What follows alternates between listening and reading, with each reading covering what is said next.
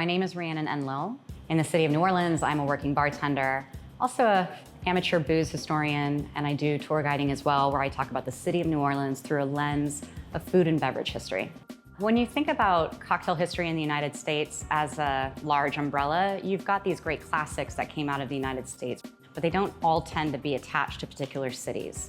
Whereas New Orleans has many classic cocktails that we still love and celebrate today that we know for a fact were invented here. People come to New Orleans and you're checking those drinks off a list just like you're checking off, jambalaya and gumbo and boudin. You're checking off all of these things as a visitor.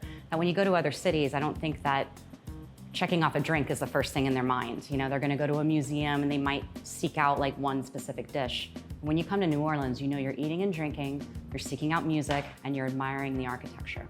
New Orleans is super unique to me because it is this wonderful mix of our sort of European influence from the times of French and Spanish governance, but also the incredible number of people who came here from the Caribbean, as well as West Africa, and all of the people that kind of made this sort of international dynamic cultural mixture that became sort of influential in the way that we eat and drink. And honestly, because of the mix of all these different cultural influences, we've developed a very relaxed relationship with alcohol.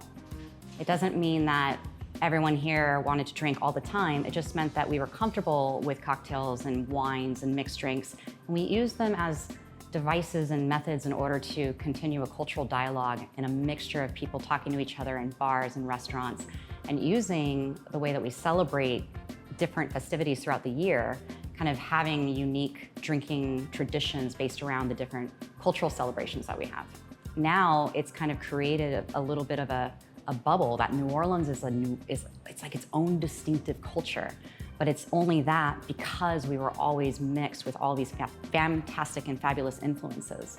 So, we're sitting in the French Quarter right now, but the French Quarter was also governed by the Spanish, but it was predominantly built by people of Caribbean descent, and then we had Irish and Italian immigrants, and all of these components tell the story of our city in a way that I think kind of gets lost when people come to visit and they're just like, I'm going to New Orleans. I know it's gonna be fun and I know it's gonna be weird, but I wanna remind them that we are unique because of our history of all these different people mixing together.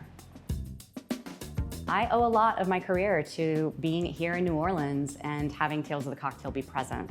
So I was a cocktail apprentice the very first year that program existed, and developed friendships that I still have to this very day. Tales being in New Orleans really sort of solidifies in my heart that this is a cocktail drinking capital of the United States and honestly of the world.